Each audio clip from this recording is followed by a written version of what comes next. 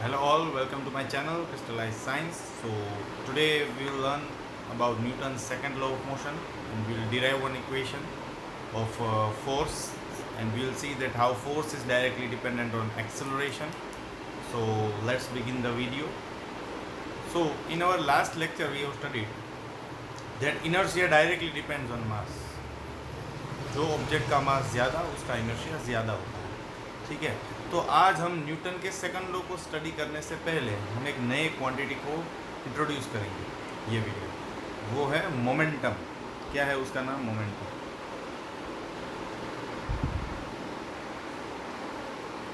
Okay, and the symbol for momentum as given in your text book is p. Okay, now in order to understand momentum we will take certain examples. Okay, so let's begin. See, if you consider a big bus, okay, a big bus is there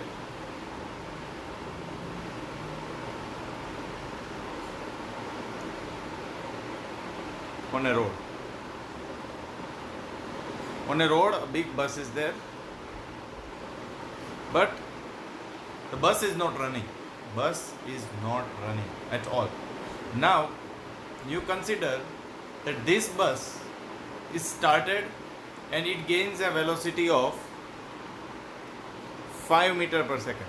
Now it gains a velocity of 5 meter per second. Then what will happen to a person who is standing over here? I think this person would die or he would be injured, right? So if a bus will be in a running condition with a certain speed, then this could injure a person who is standing near, right? So this is a fact. So what it concludes, that when the bus was standing with a mass as it is, mass, if I am considering mass as 1000 kg. See, we have derived two conclusions with this activity. I am clearing this page in order to make you understand. See, when mass of the bus was 1000 kg and the velocity was 0 meter per second, as the bus was in off condition or it was in a rest position, so there was no injury, right?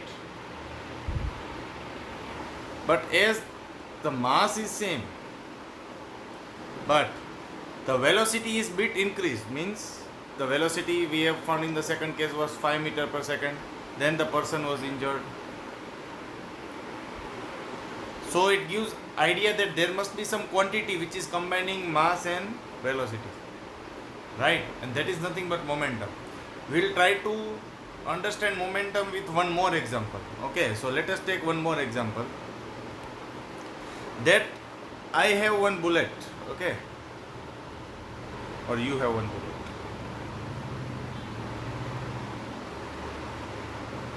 So this is a bullet. Now if you are taking this bullet in your hand and you just throwing to other person, do you think that that person would get injured? No. That person will be safe. But if I am telling you that this bullet is fired from gun. See, bullet mass is same. What is the bullet mass? Let's keep it as 25 gram. Bullet mass is same, 25 grams. Okay, but now it is fired from gun. Now what will happen to the person? It will be directly causing injury to the respective person, right? So what we have seen with this, or what we have concluded with this activity or example, let's try and understand. See, if the bullet mass is 25 grams, see, in both cases, right? But there was difference in velocity. In first case velocity was 0 when it was in your hand, or it was having some velocity. Let us assume velocity as it has velocity like 10 meter per second. As it is thrown with your hand, you cannot throw it a higher velocity, right? But when you are firing it from gun, okay, then the velocity is increased to 1000 meter per second. So in the first case there was no injury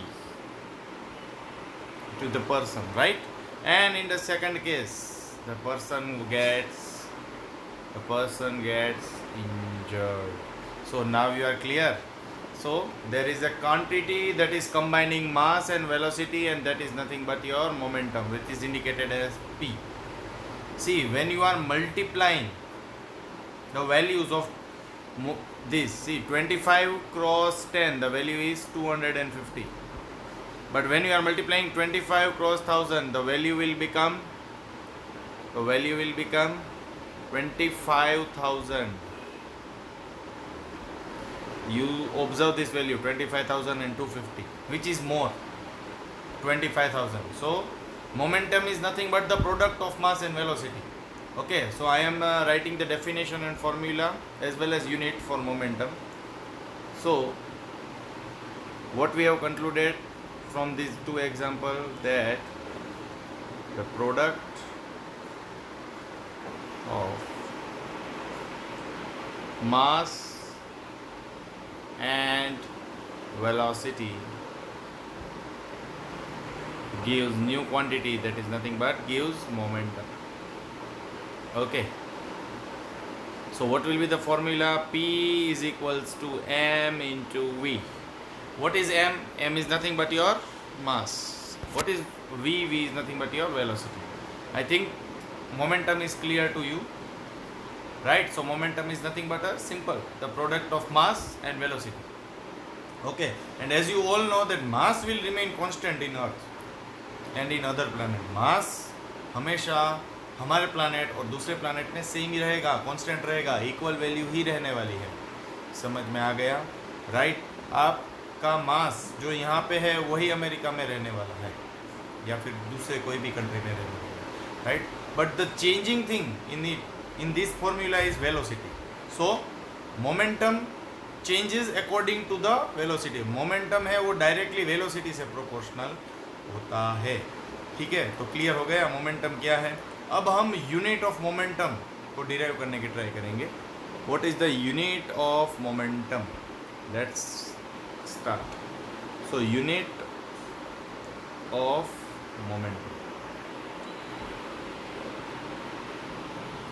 So in order to study unit of momentum, you must know what is the unit of mass and what is the unit of velocity.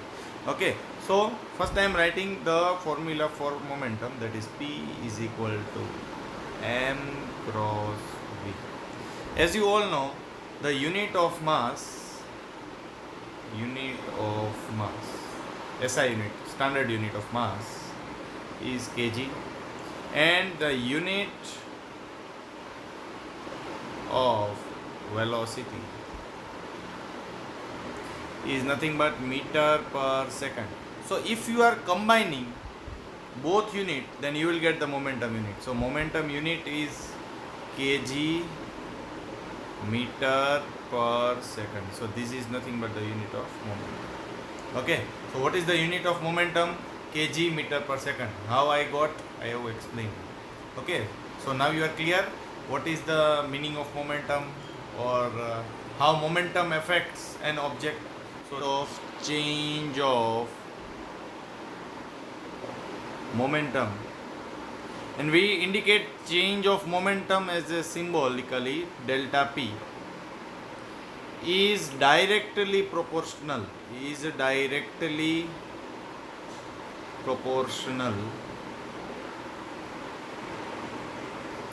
ये किससे directly proportional होगा? To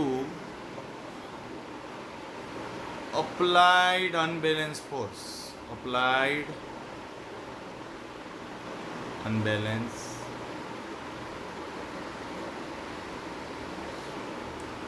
okay. तो वो ये momentum है वो किससे proportional होने वाला है? डायरेक्टली एक अनबैलेंस फोर्स से प्रोपोर्शनल होने वाला है. जो आपने अप्लाई किया है उससे वो डायरेक्टली प्रोपोर्शनल है. उसका फॉर्मूला क्या बनेगा? मैं ऊपर लिखता हूँ. Delta P is directly proportional to f. ये डायरेक्टली प्रोपोर्शनल है, उसका सिंबल अल्फा जैसा होता है. ठीक है, डायरेक्टली प्रोपोर्शनल टू एफ. तो सिंबॉलिकली आप न्यूटन सेकंड लॉ को ऐसे भी लिख सकते हो ये क्या है? ये आपका न्यूटन का सेकंड लॉ ऑफ मोशन है, ठीक है। It is nothing but your Newton's second law of motion. It is your Newton's second law of motion. Okay, now what this law explains us कि भाई जो कोई भी चीज़ में अगर मोमेंटम चेंज होता है वो किसके ऊपर डिपेंड होगा कि कितना फोर्स आपने अप्लाई किया है, उसके ऊपर डिपेंड होने वाला है, ठीक है। दूसरे किसी भी क्वांटिटी के ऊपर डिपेंड नहीं होगा, ठीक है। तो उससे अब उल्टा समझिए कि मैंने अगर फोर्स ज़्यादा दिया होगा तो ही एक ऑब्जेक्ट में ज़्यादा वेलोसिटी आएगी, तो उसमें चेंज ऑफ मोमेंटम ज़्यादा मिलेगा। समझ में आ रहा है? एक बॉल है, उसको मैं लाइटली थ्रो कर रहा हूँ तो उसमें कम वेलोसिटी आएगी, पर एक ही बॉल, वही सेम बॉल को मैं फुल फोर्स से, मेरे फुल फिजिकल फोर्स से थ्रो करूँगा तो उसमें बहुत ही अच्छी वेलोसिटी आएगी। उसका एक मैं बहुत ही सिंपल एग्जांपल लेना चाहता हूँ। जैसे कि आप क्रिकेट देखते हो, उसमें दो तरीके के बॉलर होते हैं, एक स्पिनर और एक फास्टर।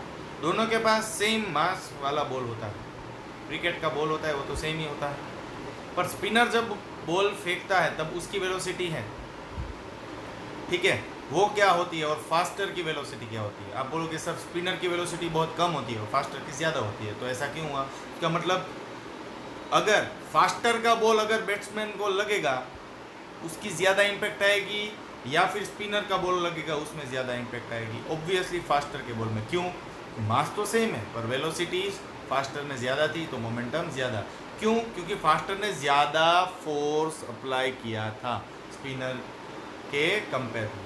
तो समझ में आ गया ये क्या है पूरा न्यूटन का second law. So on the applied force your change of momentum is directly proportional. Okay, so clear with this idea और Newton's law.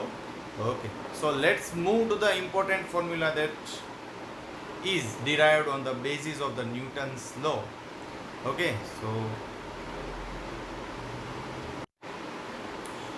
so let us consider an object with mass m. एक object है जिसका मास कितना है, m कितना है। उसकी initial velocity u है, इनिशियल वेलोसिटी है उसकी जो u है। फाइनल वेलोसिटी है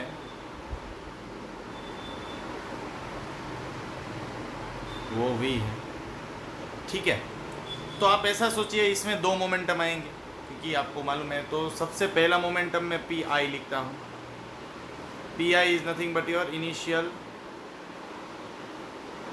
momentum, that is nothing but mass तो कांस्टेंट है m into you. Same way final momentum P F,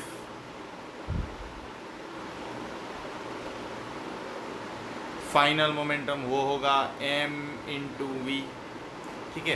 तो ये क्लियर हो गया। दो मोमेंटम होने वाले हैं, एक इनिशियल, क्योंकि इनिशियल वेलोसिटी के साथ जुड़ा है, मतलब कोई एक ऑब्जेक्ट अब रेस्ट में खड़ा था तो उसकी कुछ इनिशियल वेलोसिटी होगी और अब उसने कुछ वेलोसिटी गेन कर ली है तो फाइनल वेलोसिटी भी होगी, ठीक है। तो चेंज इन मोमेंटम क्या होगा? चेंज इन मोमेंटम का फॉर्मूला क्या है? जैसे हमने डेल्टा पी देखा था, डेल्टा पी, ठीक है, it will be nothing but equal to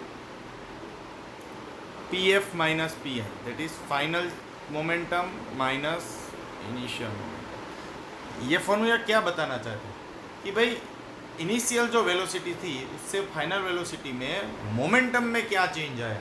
अगर मैं मास के साथ वो वेलोसिटी को रिलेट करता हूँ तो क्या चेंजेस आए इनिशियल से अब तक, ठीक है, वो देता है ये delta p equal to p F minus p i, ठीक है। तो अब हम नेक्स्ट पेज में जाएंगे।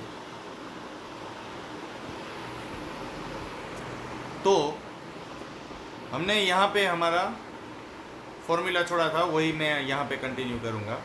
देखिए, so delta P is nothing but P F minus P. Now what is P F? As you all know, P F is nothing but M into V, so I will substitute M into V, m into v, minus what is pi?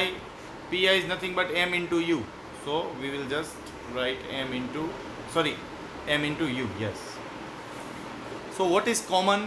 M is common and v minus u, you will get finally v minus u separated from m because m is common. Okay, now we will find what is the rate of change of momentum. मतलब कि momentum को time के साथ, momentum है वो time के साथ भी चेंज होता है.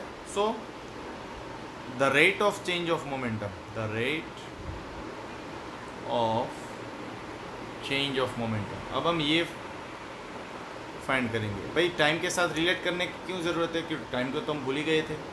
कोई भी वेलोसिटी चेंज होती है वो टाइम के साथ ही चेंज होगी, तो जो चेंज है उसको हम डिनोमिनेटर के साथ रिलेट करते हैं. So rate of change of momentum is indicated as change of momentum with respect to time और डेल्टा पी बाई टी. तो अब हम इसके लिए थोड़ा कैलकुलेशन करेंगे. किसके लिए? Delta P by T. Okay, so what will be delta P by T? We will see in the next page. So delta P by T, right? So what was delta p actually? If you all know that delta p is equal to m into v minus m into u divided by t. And if you remember Newton's second law, then one formula was there that force is directly proportional to delta p.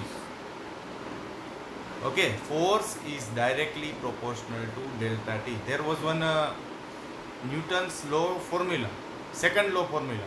I have written the same. Okay, so force is directly proportional to change in momentum. So I can write, or I can substitute delta p as f. So I will just substitute. So f by t is nothing but equal to m into v minus m into u divided by t. Okay, now what will happen?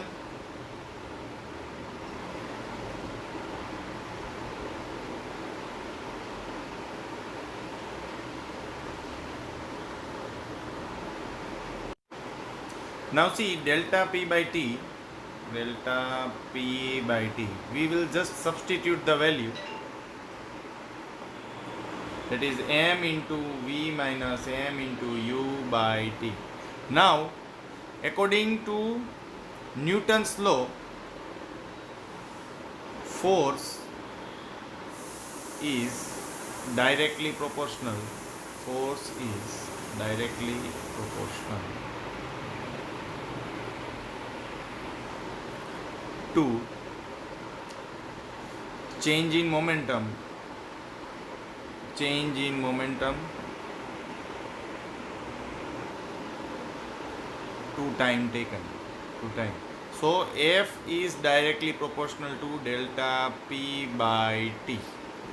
Okay, so you all are clear? F is directly proportional to delta p by t. So we'll move to the next page and we'll continue this formula and we'll derive finally. So f is, if f is directly proportional to delta p by t, so f is nothing but m into v minus m into u divided by t.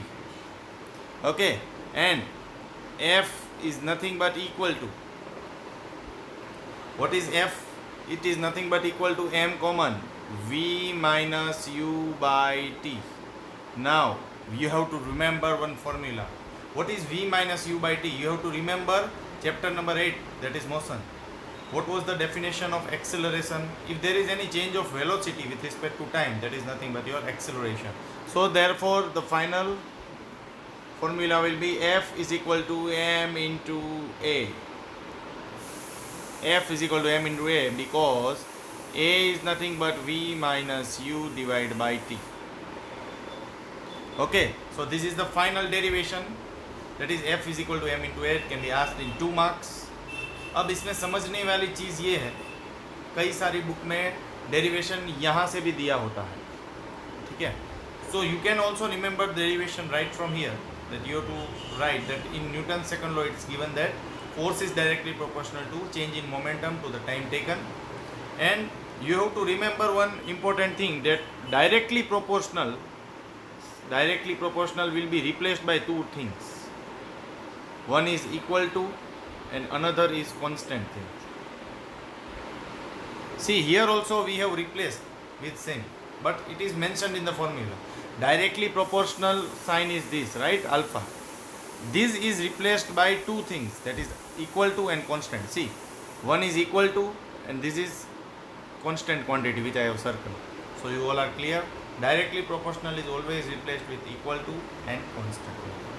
Okay, so here I am ending the lecture. In the next lecture, we will try to derive the SI unit of force, okay, from this formula, that is F is equal to m into A. And the question that can be asked is derive the formula for force according to Newton's second law of motion. So you have to remember, or you have to start the derivation right from this page.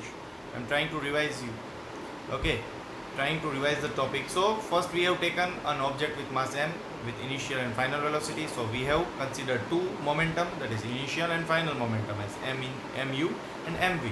Then we have taken change in momentum, that is pf minus pi. Okay, so we have written all of these as a formula, and we have just separated the common part, that is m. We have got delta p is equal to m into v minus u.